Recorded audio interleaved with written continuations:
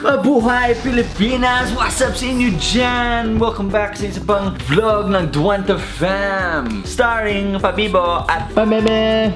Ayan. Anong ginagawa mo dyan, Shan? Anong niluluto mo, Shan? Welcome po sa Lutong Bahay. Joke lang, hindi ito Lutong Bahay, hindi ko alam. Anong niluluto mo, Bebe? Kasi ito yung diet ni Dwayne. After na nakiki-diet na din ako. Pag lunchtime, ito yung kinakain niya. Baked chicken. Wow, social.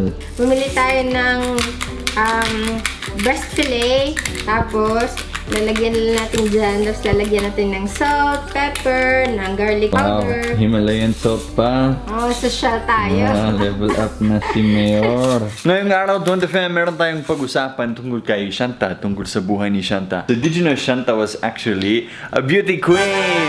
Di ba, Bebe? Hindi beauty queen yun. Festival queen lang. You were a beauty queen. Ano ka ba? Nanalo ka nga eh. Festival queen, hindi beauty queen. Kaiba yun. Oh, paano magkaiba yun? Anong contest na yan, Bebe? Sige, story time na. Kwento mo na, Bebe. Kwento mo na sa ating Duanta Fam. Sige na.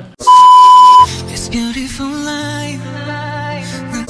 Noong 2013, during the Yolanda, gantong lulabas siya. Nasa Dumaguete ako noon kasi professor ako sa Siliman University.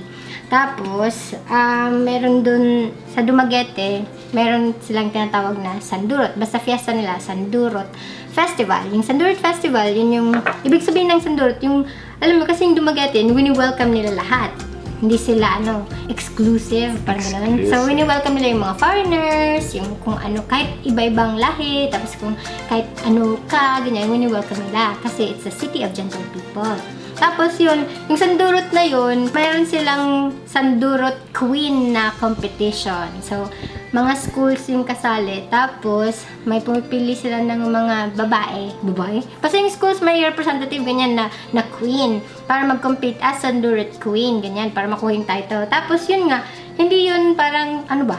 Yung ganawa namin, parang lakad lang sa stage, ganyan, aura-aura, ganyan. Wow. So, tapos introduction ng self, ganyan, hindi siya yung may Q&A. Pero, parang meron, pero hindi siya Q&A talaga ng Q&A, kagaya ng mga beauty queen. So, more of yung aura mo sa stage yung tinitingnan nila, if you're like me.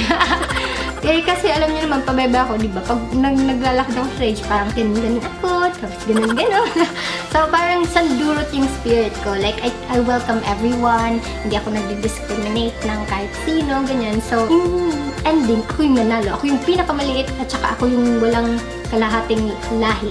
Kasi sumali, half British, Talaga? half, ganyan. Ako Puro na lang half yung mga beauty queen dito, no? Like, Pia Wurtzbach was half Pinay, half German or something, no? And then Catherine Gray, half Australian, half Pinay, no? Ikaw ang pure Pinay na nanalo sa beauty pageant. Festival queen lang po. Beauty Hindi po ako queen. Beauty queen ka nga. Aura queen po ako, aura queen. Ibig sabihin, lahat ng ibang contestants were all half Pinay, Mga half something Pinay. else. Tapos, grabe ang tatangkad nila. Like, ganun sila. Tapos ako yung pinakamaliit. Diba? Naglalakad ako. Kasi naka-flat shoes ako. Kasi sasayaw din kami noon. Yung, alam niyo yung festival. Tapos, naka-flat ako. So, naglalakad ako. Nakaganon ako. Nakatikto ako. Naglalakad ako. Parang tumangkad naman ako. Pero yun nga. Dahil sa aura ko, dahil sa smile ko, ako ang nanalo! At saka siguro din yun, kasi Yolanda yun that time, parang siguro nakikita yung sadness ko sa eyes ko, pero nag-shine pa din ako. Kasi nagbagyong Yolanda nun. Pero nanalo ka pa din. Ano yun? Galing naman. 1 week yun na hindi ako kumain ng grabe. Kasi iyak ako ng iyak kasi hindi ko na alam kung ano nangyari sa Kaya kanya. pala pumayat ka. Payat ako nun. Ayan, lalagyan na natin ng sesame oil yung kasi walang garlic powder. Hindi bumili si Dwayne. Kaya, cayenne pepper na lang at saka sesame oil na lagyan natin. Pwede, push na yan. So nagtanong ba sila? Did they have question and answer portion? Ganon? Did they have swimsuit catwalk? Ang minamahal ko po, aking diwata. Wala Hindi ako sasali pag may swimsuit na yan. Sinigurado ko wala. May question and answer? Not really. Parang introduction lang ng self mo. Parang, my name is Shanta. So, anong sinabi mo sa introduction mo? I think sabi ko lang, I'm Shanta Marie Salburo. Tapos? From Cinnamon University. Parang Sandurot Queen 2013. I think that's what I said. Yun lang.